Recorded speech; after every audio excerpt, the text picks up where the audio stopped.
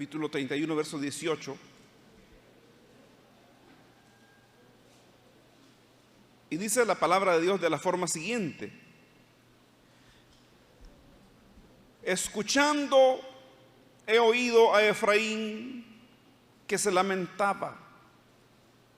Me azotaste y fui castigado como novillo indómito. Conviérteme y seré convertido, porque tú eres Jehová mi Dios. Porque después que me aparté, tuve arrepentimiento, y después que reconocí mi falta, herí mi muslo, me avergoncé y me confundí, porque llevé la afrenta de mi juventud. ¿No es Efraín hijo precioso para mí? ¿No es niño en quien me deleito? Pues desde que hablé de él, me he acordado de él constantemente. Por eso mis entrañas se conmovieron por él.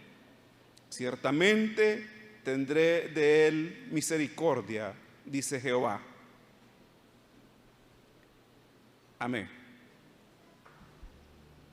En esta mañana, hermanos, queremos hablar un poco acerca de la conversión. La conversión de Efraín. Efraín era una de las tribus de Israel. Y al igual que las otras tribus de Israel, pues Efraín tuvo su momento de decadencia. Y Dios les enviaba profetas a los hijos de Israel, y a través de esas palabras Dios expresaba su sentir, como Él veía las cosas. Y hoy leemos entonces en el profeta Jeremías, y que nos da, hermanos, en el versículo 18 en adelante, nos da una idea de lo que es la conversión. Porque nos habla de Efraín como que si se tratara solamente de un individuo. Pero yo le recuerdo que estamos hablando de una tribu. Pero a la vez usted tiene que saber que cuando Dios habla, trata de manera individual. Amén. Entonces, en este versículo 18, solo falta poner el nombre de una persona que anda lejos del Señor, que ha caído, que ha fallado, que se ha apartado. Así que, entonces, de esa manera el profeta se escribe, inspirado por Dios, y dice: he escuchado a Efraín que se lamentaba. Me azotaste y fui castigado como novillo indómito. Conviérteme y seré convertido, porque tú eres Jehová mi Dios. Cuando ustedes se fijan en ese versículo, va a entender, y compara el versículo 19 también, va a entender que allá hay un resultado. El resultado de haberse alejado de Dios, o de vivir lejos de Dios. Cuando el ser humano vive lejos de Dios, está, ¿cómo le explico? O se encuentra en un estado de ruina.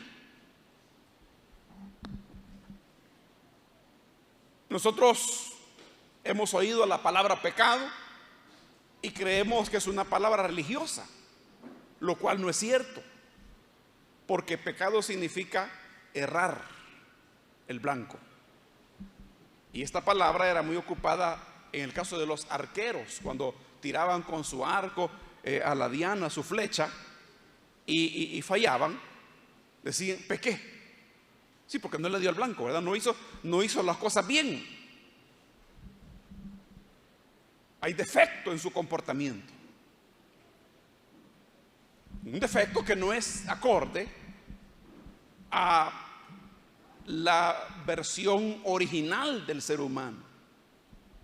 Por eso le llamamos pecado. Y entonces cuando nosotros hacemos prácticas inmorales, prácticas contrarias a la voluntad del Señor, la palabra le llama pecado, porque erró el blanco que es lo correcto a la voluntad de Dios. Entonces ve usted acá que hay un resultado, pero a la vez tiene que entender usted que los seres humanos nacemos con una naturaleza pecaminosa. Cada ser humano nace así, con excepción de Jesucristo, que no fue alcanzado por el pecado. Amén. Porque Él vino de manera distinta. Pero por herencia, nosotros nacemos así, con esa naturaleza pecaminosa, que claro, en los primeros días de nacido, o meses de nacido, o años de nacido, no puede manifestarse plenamente, sino que conforme van pasando los años, se va conociendo que aquel niño, a medida que él crece, le va viendo ciertas inclinaciones no correctas, y tratamos de arreglarlo con un poco de educación, enseñándole, que es la tarea de los padres, ¿verdad? Criar a sus hijos, hacer lo que se pueda, y debes hacerlo, enseñarle buenos modales, que no sea malcriado, que no sea rebelde, que no sea majadero con la gente. Pero hay algo que tú no puedes hacer, y es enderezar su naturaleza, su alma. Eso tú no lo puedes hacer. No tienes el poder para eso. Puedes ayudar en lo externo, en lo que él se comporte, pero siempre habrá palpitante en el fondo del ser humano esa naturaleza pecaminosa, porque así nace. Y por eso es que el pecado nos gusta cuando estamos lejos del Señor, nos agrada, nos atrae. Y aún ya convertidos, sentimos la tentación de volver atrás, porque todavía llevamos esa naturaleza vieja a cuestas, aunque ya tenemos la nueva naturaleza que Dios nos ha dado y que desea lo de arriba. ¿Cuántos desean lo de arriba? Entonces, hay un conflicto. Deseas lo de Dios y la vieja naturaleza desea el pecado, desea lo malo. Pero sucede por eso, porque le digo, nacemos así. Y sin Dios, el humano carece de poder para luchar contra el pecado. Y es que fíjese, el hombre puede prometer, no, yo voy a cambiar, mamá, le prometo que voy a cambiar, ¿verdad? Voy a dejar de hacer lo malo. O el alcohólico le promete a la esposa que tanto le ha sufrido y le dice, mira, teneme paciencia, yo voy a cambiar. Pero no puede. Si no se alcoholiza, cae en otra cosa. No puede luchar. A veces dicen, no, es que hay que tener fuerza de voluntad. ¿Cuál fuerza de voluntad? El pecado es más fuerte. Puede tratar, puede batallar, pero no anular su poder. Y es por eso que hay necesidad de la conversión. Y mire, hermanos, acá cómo es que se expresa de esa manera cuando el ser humano entiende que sus sufrimientos son resultados que el pecado le ha acarreado. Me azotaste y fui castigado como novillo indómito, como que si fuera un animalito, ¿verdad? Desobediente, que hay que pegarle para que se mantenga en el redil. Novillo indómito, salvaje, que siempre quiere apartarse. Y hay que protegerlo, hay que mantenerlo en el redil, porque si no los depredadores lo van a matar, las bestias del campo.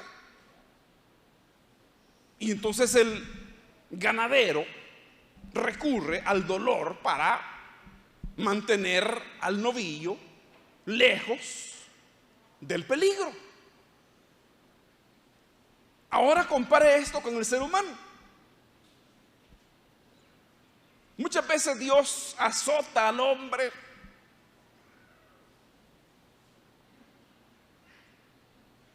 que se ha salido del camino, que se mantiene lejos de Dios, y ese castigo duele. Es por eso que aquellos que han sido alcanzados se sienten agradecidos con Dios, que supo traerlos, supo mostrarles el resultado de sus pecados. Por supuesto, el que no entiende va a decir: no, si son cosas de la vida, cosas del destino que a uno le pasan. Eso es lo que parece. Pero lo cierto es que cuando pecamos hay un resultado doloroso, vergonzoso, humillante, que si Dios no nos ayuda, el pecado nos puede arrastrar a un final más triste. Pero entonces ahí, cuando la persona llega a entender eso, es cuando comienza a sentir necesidad. ¿Y qué es lo que el pasaje aquí nos menciona? Es un lamento de Efraín, que dice: me azotaste y fui castigado como novillo indómito. Pero luego dice: conviérteme y seré convertido. Porque solamente una intervención de Dios para producir la conversión puede cambiarle el rumbo a la vida. No lo va a lograr los consejos de un buen amigo, que tanto se aprecian, por supuesto, bienvenidos, pero no lo van a lograr. Lo que el ser humano necesita es una conversión, una operación de Dios, un trabajo de Dios que va más allá de lo que pueda ofrecernos la educación, que también es importante para otros ámbitos.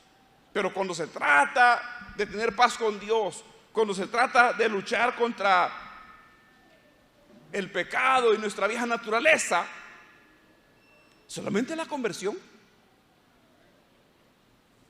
¿Y qué es lo que Efraín está aquí diciendo, verdad? Conviérteme y seré convertido. Entonces la conversión viene a ser, hermanos, un cambio de dirección. Convertir algo, transformarlo en otra cosa, algo que no era. En la química hay muchos ejemplos de eso. Por ejemplo, el hierro es un metal que es atraído por los imanes. Si usted saca limaduras de hierro, cuando usted corta hierro y sale esas limaduras, esos pequeños granitos, usted los pone en un papel, y al papel, ¿verdad? Lo toma ese papel o cartoncillo, y abajo le pone un imán y mueve el imán. Todas las limaduras se corren para donde el imán se mueve, porque son atraídas por el imán, o se le pegan al imán. Pero luego, si esas limaduras de hierro usted les pone azufre y le da fuego, ahí hay una combustión y hay una transformación, o voy a decirle una conversión. Porque después que a lo que ha quedado ahí, que antes era hierro, y al aplicarle el azufre y darle fuego, luego usted le acerca el imán, ya no agarra el imán, ya no es hierro, se transforma en otra cosa, porque ya no lo atrae el imán. ¿Me explico? Entonces, la conversión es así. Dios toma al ser humano y lo convierte. Una persona que antes iba corriendo en pos del pecado y que no podía dejarlo, aunque le estaba destruyendo, pero luego entiende: solo Dios me puede ayudar, solo Dios puede hacer de mi vida algo distinto. Yo necesito la conversión de la que he oído que se predica. Y aunque no entiende bien esto, pero dice: eso es lo que yo necesito, que Dios me cambie. Y de allí nacen estas palabras: conviérteme y seré convertido. Porque se trata de un cambio de naturaleza. Naturaleza vieja, pecaminosa, transformarlo en nueva criatura, nueva creación, que tenga aspiraciones distintas, que ame al Dios que antes rechazaba, que sienta atracción por lo divino, que desee honrar a Dios y que ya no quiera ir en pos de todo lo que Satanás le ofrece en este mundo. Y los amigos también, ¿verdad? Porque hay amigos que se pintan para eso, hermano. Venite, vámonos a tomar, ahoguémonos en guaro, le dice. ¿O acaso no se te hace agua la boca cuando también ves las cervezas que están heladas y sudan? ¿Quieres una? No me digas que no. Si antes te tomabas todo el paquete de 6, ibas al baño a cada rato a dejarlo más apestoso de lo que estaba. Y ahí están, incitando. Solo va a ser una y después otra y después otra. Nada más eso, hasta emborracharse.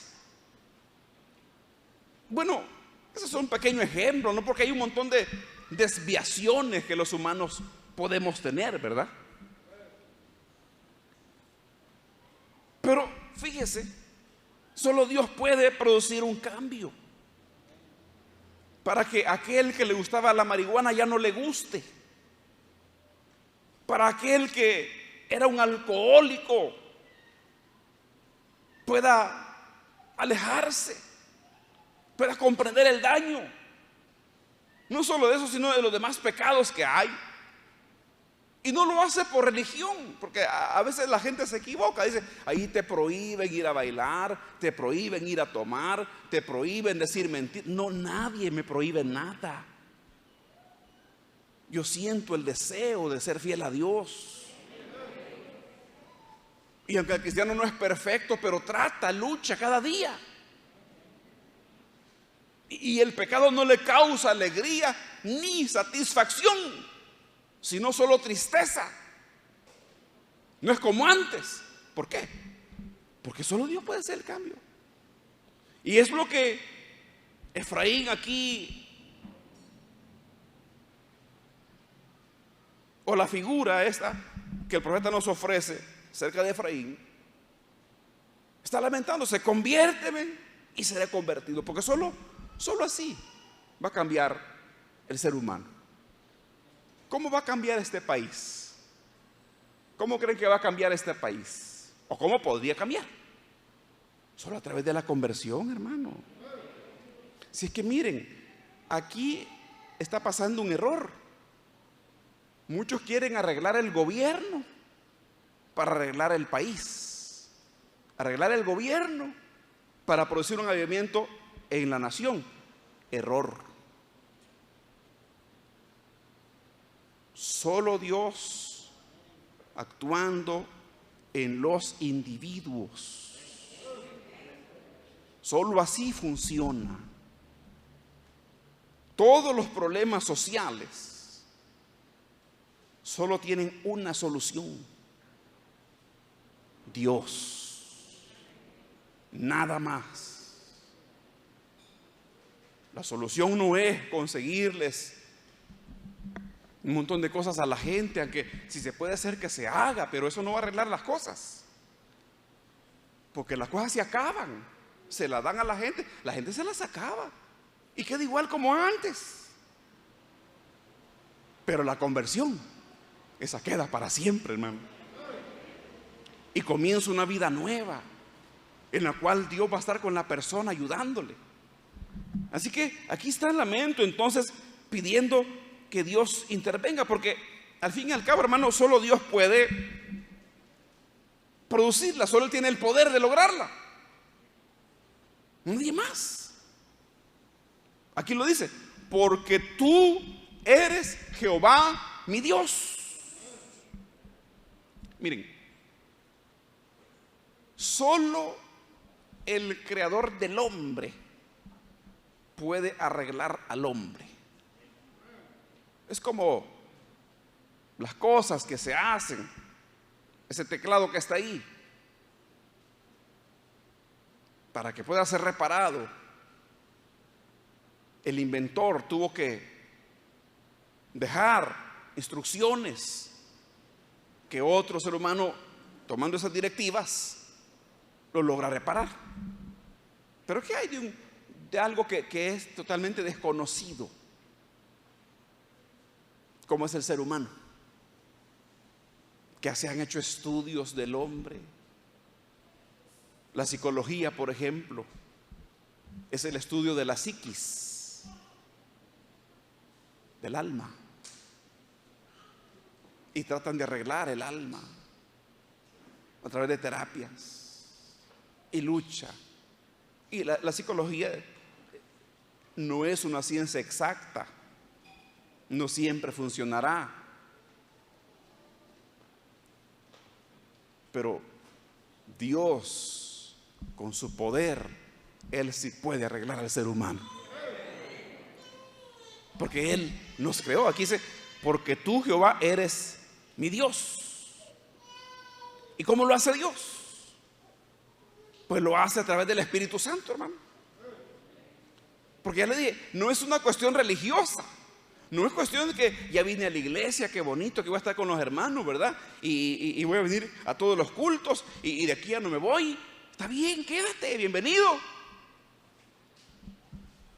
Pero no se trata solamente de juntarte, eso es parte, porque vas a tener chance de oír el mensaje y vas a aprender que solo Dios puede lograrlo, porque es algo del Espíritu, es algo interno. Y para que lo entendamos, tenemos una analogía muy tremenda, que es el nacimiento. Amén. Una pregunta: ¿ustedes eligieron nacer? No, ¿verdad? ¿Eligieron tener los ojos que tienen, el tono de ojos color café, que es común en el pueblo salvadoreño? No. Hay unos que lo tienen claritos de allá por Chalatenango, ¿verdad? Pero no elegimos nada, ni la fecha de nuestro nacimiento, ni en qué hogar íbamos a nacer, ni nuestros padres. Solo venimos al mundo, así. Entonces el nuevo nacimiento es igual. Así como no tuviste parte en tu nacimiento físico,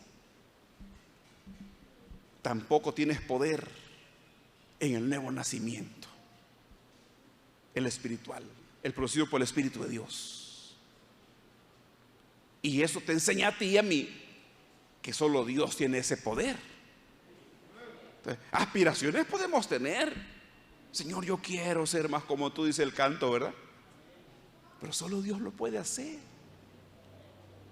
No puedes tú lograrlo con lo que hagas, solo Dios puede con su Espíritu. Y lo hace. Sí que lo hace. Y es por eso que los que han creído en Cristo, mire, nunca se quieren alejar de Cristo.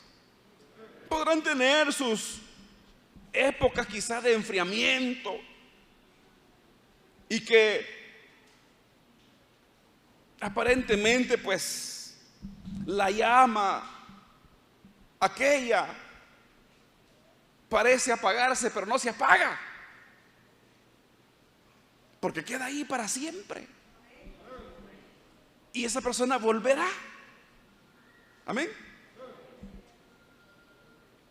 Hoy fíjese que en esta época de la pandemia muchos pastores están lamentando: ay, casi se me acabó la iglesia, hermano, ya. Así que mire, es como que vino el revoltón, el langostón, y se comió todo, ¿verdad?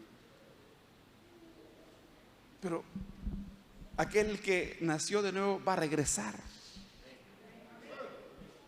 porque es una obra que permanece para siempre y nadie la puede quitar. Fíjense que en la antigüedad, cuando la iglesia fue perseguida en los tiempos después de los apóstoles, y aún en la era apostólica, Hechos nos narra de las persecuciones que comenzaron. Les pegaban, los amenazaban, los metían a la cárcel para quitarles de la cabeza la idea de seguir a Cristo, y no podían, hermano. No podían quitarles aquella bendición que Dios les había dado. Las persecuciones romanas no pudieron acabar con la iglesia. Los cristianos sufrieron, muchos de ellos, el martirio, pero nada les quitaba el gozo de la salvación. Nada les quitaba la fe. Amén. Nadie se la quitaba, porque es una obra especial. Igual que ustedes, mire, si ustedes son de verdad cristianos, ustedes no quieren apartarse de Cristo, ¿verdad que no? No. A veces cuando está recién convertido le da miedo alejarse. Yo recuerdo de un hermano que pidió consejería: hermano, por favor, ayúdeme, yo quiero que usted me aconseje, yo tuve un sueño. ¿Y qué es lo que soñó, hermano? Ay, hermano, es que mire, yo soñé que estaba fumando, y fumaba en el sueño, y yo no quiero volver a esa vida. Los mundanos dicen: estos cristianos por lo que se complican. Si fumar solo es de jalar un poquito de humo y después echarlo, y eso es todo. Sí, pero al final el vicio mata, esclaviza. Hay hombres que no pueden dejar de fumar. Tengo que estar fumando, y no lo dejan. Mucho les cuesta. Pero ese hermano se afligía y pidió consejería. Pero lo que llama la atención es la aflicción de él, ¿me entiende? La preocupación. No se preocupe, hermano, solo confíe en Dios, entréguese a Él.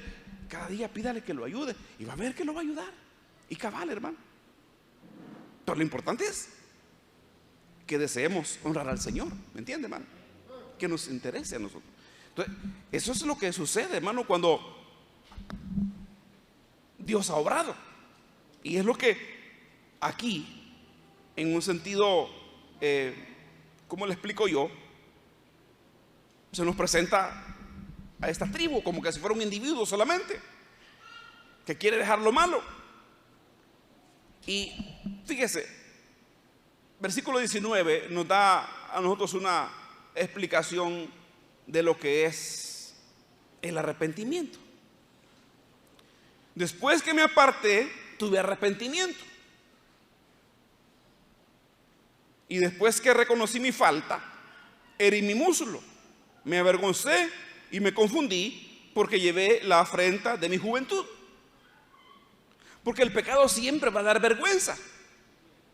No es bonito contarle a otro: mira, fíjate que yo antes era un gran sinvergüenza. No, son cosas de las cuales uno no se enorgullece.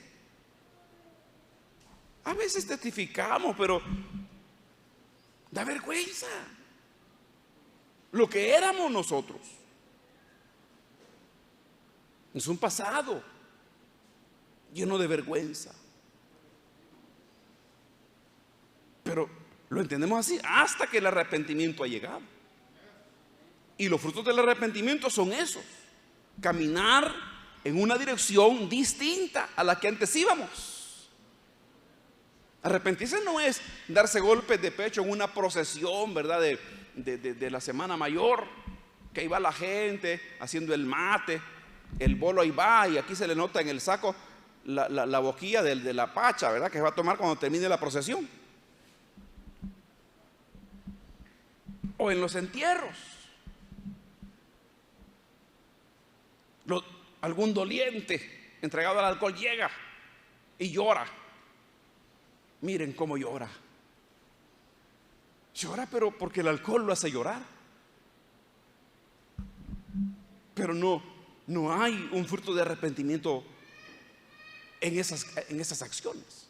Eso se llama remordimiento. El arrepentimiento de verdad lleva al hombre a dar pasos diferentes. Por eso es que el Señor dijo: hagan frutos dignos de arrepentimiento. ¿Ya? Al final, hermanos, hay un cuadro asombroso. Versículo 20. Y note, ya hemos hablado de la conversión, hemos hablado del arrepentimiento, que es el llamado que Dios le hace a cada ser humano, arrepentirse. Y en el versículo 20 encontramos un cuadro muy especial. ¿No es Efraín hijo precioso para mí? Una pregunta. ¿No es niño en quien me deleito? Hablando Dios. Con razón encontramos que la Biblia dice que cuando un pecador se arrepiente, hay gozo delante de los ángeles de Dios. Quiere decir que los ángeles ven la faz de Dios y lo miran gozoso cuando un pecador se arrepiente. Y lo que Dios ve en un pecador que se ha arrepentido y que le pesa haber pecado, es una persona como un niño pequeño y que Dios lo recibe con mucho amor. Y para que lo entiendan mejor, lean la parábola del hijo pródigo. El padre de familia recibió a su hijo gozoso de haberlo recuperado. Así Dios se alegra cuando un pecador se arrepiente, porque ese pecador ha vuelto a su creador. Le ha dado la espalda a Satanás, que lo quería destruir, y ahora viene arrepentido a los brazos del Señor. Y luego dice: pues desde que hablé de él, me he acordado de él constantemente. Por eso mis entrañas se conmovieron por él.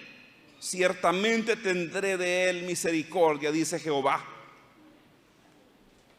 A veces nosotros no nos damos cuenta, cuando andamos lejos del Señor, que Dios ya nos tenía en la mira, hermano. Dios ya estábamos en los pensamientos de Dios. Dios ya venía trabajando, venía empujándonos, venía orientándonos sin darnos cuenta nosotros. Venía trabajando Dios. Venía haciendo que se produjeran ciertas cosas en nuestra vida, en nuestro entorno. Y nos vino cercando, nos vino ayudando, nos vino ayudando a nosotros. En el profeta dice: con cuerdas de amor los atraje. No entendíamos nosotros, hasta que un día llegamos, hermano, al arrepentimiento, a la conversión. Pero aquí se nos muestra, hermano, que Dios tiene misericordia de los que se arrepienten. La gente, fíjese que la gente dice: de los arrepentidos se agrada a Dios, dicen, ¿verdad? ¿Ah? ¿Sí? Dios tiene compasión del que se arrepiente. Cristo dijo: el que a mí viene, yo no lo echo fuera. Él lo recibe. Todo aquel que busca la salvación de Dios, todo aquel que se arrepiente y cree en Jesucristo, será salvo. El que en mí cree no será avergonzado, dijo el Señor. Ninguno de los que vienen arrepentidos a Dios será rechazado. Quizás Satanás le meta pensamientos en la cabeza y le diga: no, hombre, ¿cómo te va a recibir Dios si has hecho esto, has hecho lo otro? No, olvídate. Puede decirle Satanás a través de pensamientos, ideas. Pero Dios dice todo lo contrario: tendré de él misericordia. Si Dios tiene misericordia del más grande de los pecadores, como Pablo lo explica, cuando él cuenta que él ha sido perseguidor, cuenta su vida, pero luego dice: para que él mostrase en mí el primero toda su clemencia, pecadores de los cuales yo soy el primero, dice, pero por esto fui recibido a misericordia. Así que Dios invita al hombre al arrepentimiento. El hombre es pecador, sí. El ser humano ha hecho lo malo, sí. No estamos diciendo lo contrario. A veces la gente se equivoca cuando mira a los cristianos y dice: estos mojigatos, ahí están como que no hacen nada, como que si nunca han hecho nada. Somos conscientes de lo que hemos hecho. Sabemos que tenemos un pasado penoso de cosas que hemos hecho, que la gente supo y otras que la gente no supo. Pero sabemos que Dios no nos despreció cuando buscamos su misericordia. Tuvo compasión, porque Dios, eso es lo que viene buscando. Miren, a Dios no le interesa la gente religiosa. Eso debería de calarnos profundamente. Dios lo que quiere es personas que de verdad se arrepientan, y de ellos tendré misericordia, dice el Señor.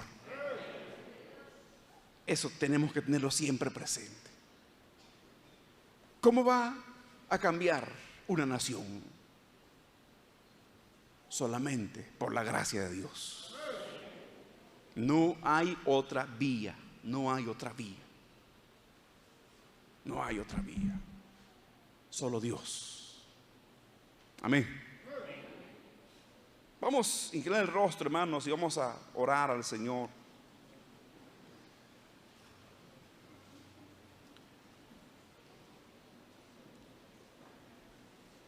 El clamor más importante, más necesario que los cristianos pueden hacer es pedir a Dios por la conversión de las gentes de su país en el cual viven.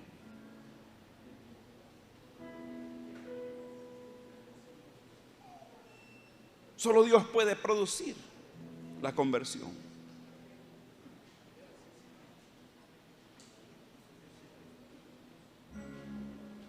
La palabra tiene que ser predicada,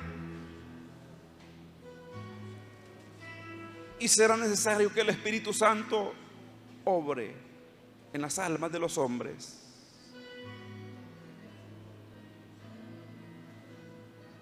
Y para eso solo Dios es la esperanza. Tú que ya estás en los caminos de Dios, agradécele a Dios esa bondad tan grande, que no te rechazó nunca el Señor. Siempre estuvo pendiente de tu vida. Y hoy que has comenzado el camino, o lo comenzaste hace muchos días, sigamos adelante, hermanos, afianzados de estas palabras gloriosas de Dios. Como hijos amados, Dios nos trata. Así que seámosle fieles al Señor. Honremos a Dios y sigamos el camino cristiano.